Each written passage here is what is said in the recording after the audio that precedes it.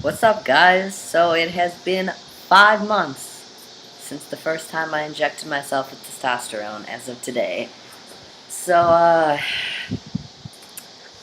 let's talk changes, I guess. Well, my voice is still steadily dropping, and I'm starting to grow darker hair on my upper thighs, and the other hair that I do have is getting darker and longer.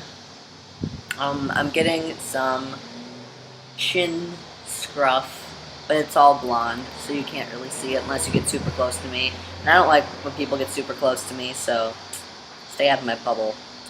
Um, Hunger is kind of fluctuating depending on the day. But when I do eat, I can eat a lot more than I used to be able to. I used to have a very small appetite. Um, Irritability. I actually had a little, I don't know, infraction yesterday with my mom, and I said some things that shouldn't have been said, and overreacted something really stupid, and projected my anger out on her, and it was really bad.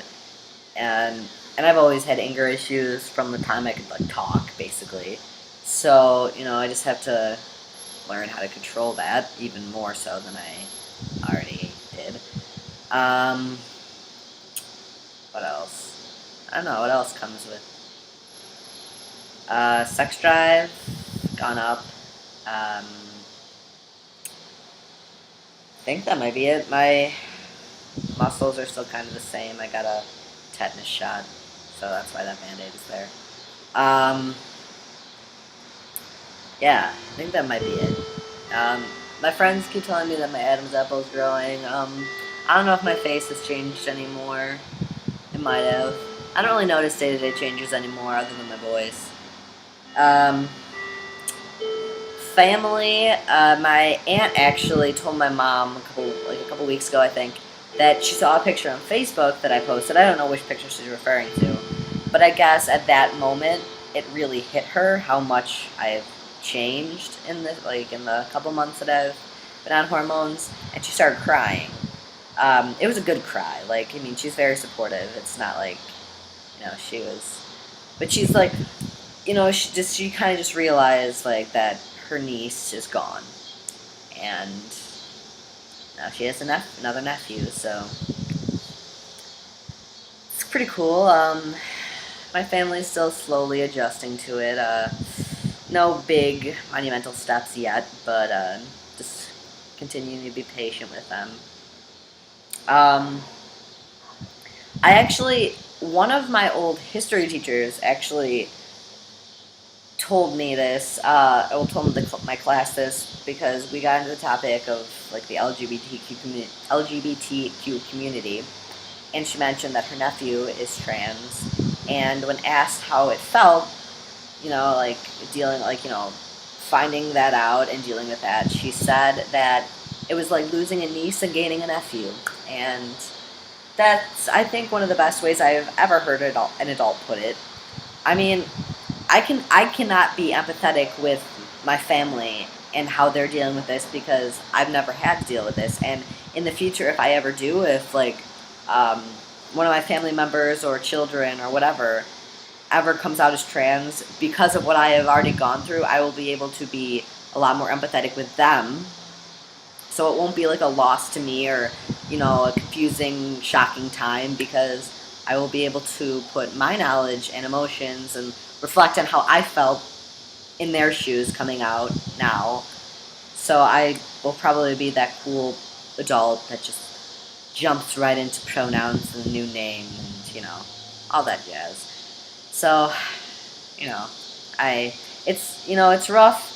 It's really rough for any trans person to be empathetic, any trans or queer identified or whatever non-gender conformist person, to be empathetic with family members. And obviously there's going to be a lot of tension between it, regardless, whatever, because you're going to want them to jump on board completely and right away, even though you have to keep reminding yourself that it's hard for them too. And so you can tell yourself, I understand how you feel, I know it's shocking, but you don't know how they feel any more than they know how you feel. So you just kind of have to like stumble blindly through the darkness with them. So, I mean, it's difficult on all parts, and you just got to keep remembering that. Emotionally, I've been a lot happier lately.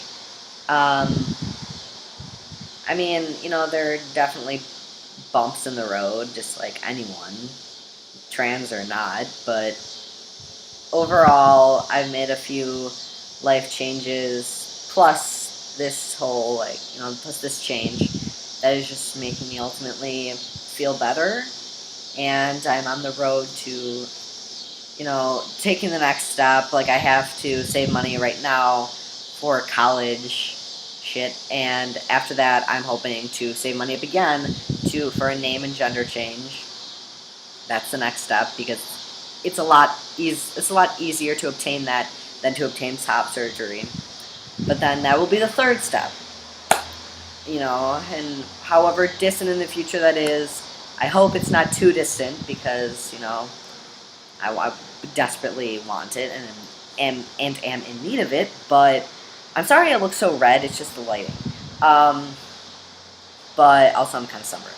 But anyway, so yeah, that's what's on the road for me. I start school a month from tomorrow, and like I said in the previous video, I'm hoping to be completely stealth by then, just at school, and I'm excited to see how that goes. I mean, everyone has a different experience with trying to be stealth. It can be anxiety inducing, and especially if anything related to your past comes up, you kind of have to lie in certain ways. So, it's going to be difficult, but I think this is the right thing. This is the right point in my life where that's just what I want to do for now. I don't want to be known for my gender identity. I don't want my past to follow me to this new place, because I chose a school where hardly anyone I know is going, and the people that I do know, I was never really close with, so it's going to be good to have a fresh start, and I'm very excited for it, even if I do have to take a math class. But, whatever. So yeah, it's been a life update. Things are going pretty well. Still struggling to quit smoking. I've hit another bump, but, hopefully I'll be able to get back on track. Alright, well, this has been kind of a long video. I'm going to end it here. I hope you guys are all doing well, and I will see you in a month.